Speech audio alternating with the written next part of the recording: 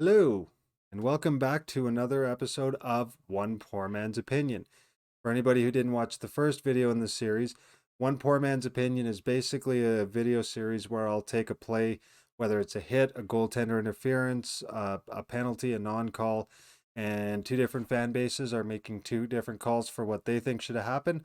I'll take a look at the video footage and break down what I see, what I think happened, and what I think should have happened as a result of the call non call. And we see if it lined up with what had actually happened. So, the play that I'm talking about today was in the October 20th game between the Buffalo Sabres and the Calgary Flames. So, halfway through the second period, like basically right at the 10-minute mark, in a 4-1 game in favor of the Buffalo Sabres, Calgary Flames defenseman Nikita Zadorov had hit Buffalo Sabres forward Jff Skinner from behind into the end boards. Now, unlike the last video, Zadorov was assessed a 2-minute minor for boarding. In the last video, the only penalty that was called to a player in the actual play was to Ilya Lyubushkin, and it was a 2-minute roughing minor for something after the fact. This time, a minor has been assessed on the play. Now, Jff Skinner went down pretty quickly, as does happen with these plays. When he got back up, he was very visibly upset, and understandably so. Both Zadorov and Skinner, being veterans of the league, do understand that this type of play isn't acceptable to any regard. Um, so he was, again, very understandably upset. It did look like he wasn't any worse for wear. He was just mad that it happened. So we're not going to take that away from him. That's not the point behind this video. So when I break down the hit, there was a couple notes that I did make. One, Nikita Zadorov was tracing that hit from the face-off dot in the Calgary Flames defensive zone to the face-off dot at the right of goaltender Dan Vladar. That being said, he had followed through, but he was not skating, so he was gliding from the face-off dot on, and he connected with Jff Skinner on his numbers. For anybody who doesn't know what the term on his numbers mean, it is a hit from behind where the numbers on the jersey are. So that being said, um, Nikita Zadorov is a player that has done plays like this before. It has been noted. Um, Now he is 6'6", 235 pounds. So that's a pretty big player to be making a play like that. And someone that size can very easily injure somebody in that play. So I get why a player like him will get a lot of flack very quickly. Now, that being said, again, Zadorov has been noted to make careless hits in the past, but nearest I could tell by going through Cap Friendly under Zadorov's transaction tab, he has never been suspended. Now, Zadorov's a defenseman, so he's there for the hits. He's there to, you know, be physical. That's the game he's there to play. So the fact that he doesn't have a suspension history does help him in this case. Um, but like with Brad Marchand in Boston, and hold on, Flames fans, before you start firing away on the keyboard, I'm not saying Zadorov is a player like Marchand in the regards of how he plays, but there is a correlation between how the team is doing and how the player tends to play. And in both instances, when the team is struggling, that's when you start to see these kinds of off behaviors happen. It did happen with Zadorov when he was in Colorado, when he was previously in Buffalo and other teams. So he's a guy that gets caught up in the score, and if things aren't going well, he's more likely to make a play that is bad inherently. He does make a lot of very clean hits that are hard. Like, he's one of the hardest hitters in the league, and they just look worse than they actually are.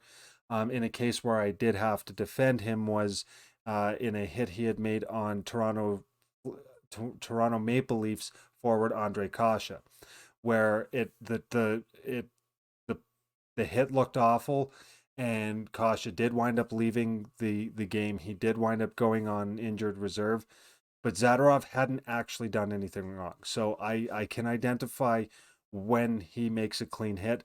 Part of what helped him in that case is that there was a large mismatch in size. That really doesn't apply to the play here. Now, the 2-minute minor, I think, was a kind of a right step in the direction you want to go with this instance. Now, Buffalo Sabres head coach Don Granato thought that he should have gotten a double minor for that, just because that is a play that everybody knows you can't do. So I'm more leaning towards agreeing with Don Granato in this instance, where, yeah, he probably should have gotten a little more than just a 2-minute minor, because even though he hasn't been suspended, it has been noted he will make plays like that, and those are plays that people can easily get hurt. When things are going well, Zadorov, again, he's a very clean hitter. He's a very hard hitter. But in this instance, for whatever reason, that was the play he made, especially knowing better. The way I see it, the hit was predatory in nature, but it was not aggressive in nature, as indicated by the fact that he stopped skating well before he made contact. It didn't really look like he even hit Jff Skinner that hard. It was more of where he hit him and the fact that Skinner wasn't prepared for it. So I personally think Zadorov should have gotten 5 in a game, not for the instance of him being a repeat offender, because there isn't actual documentation to support that, but more of a, you know better, let's not let this get out of hand, because that's the kind of play where in the middle of the third you've got an absolute line brawl going because of something like this that stemmed earlier in the game. Now, if he gets a 5 in a game from that play, he doesn't score a goal on that night, which he did do later on in the game. So you don't want to take away a goal from a guy who doesn't get them very often, but I think 5 in a game would have been the right call if they had made it. Given the lack of a suspension history, I don't think they would really need to have a need to throw the book at Nikita Zadorov, but I do think a 1 or 2 game suspension would have sufficed more as a learning tool to go, okay, you make these hits, you haven't been suspended for it, you need to stop, or we'll have to start suspending you more for this. A fine, for me, I will never recommend a fine in one of these videos, because a $5,000 fine is useless. Recently, Evgeny Kuznetsov got a 2-game suspension and a $5,000 fine for a high stick on a Vancouver Canucks player. The $5,000 fine was whatever, but the 2-game suspension cost him $41,000. Which do you think's going to get somebody's attention? It's not the chump change you're making them cough up for a fine. So I'll never recommend a fine, but I do think a 1 or 2 game suspension would have sufficed as enough to go, look, you have done this before. We are now documenting it. If it doesn't get out of hand, it doesn't need to go any further.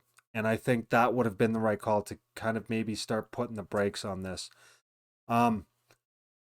So again, it was a bit of a careless hit. I don't think he was intending to hurt Skinner to any degree. I don't think it was anything more than just maybe trying to get a swing in Calgary's favor and just kind of went about it the wrong way. So, yeah. The end result for me is I think 5 in a game and a 1-game suspension would have been enough, and I think everybody would have been happy. And then, you move on after that from no harm, no foul. But I digress. That is just one poor man's opinion. Let me know what you think down in the comments section below. I will make sure that the video I watched is linked down below. If you saw something else or you disagree with what I think on the play, then by all means, please drop it in the comments section below. I would love to see what other people see from this play, what they think. Whether you're a Flames or Sabres fan, or you hate one team or both of them, or you just don't care about either team. I always like to know what other people think on things like this.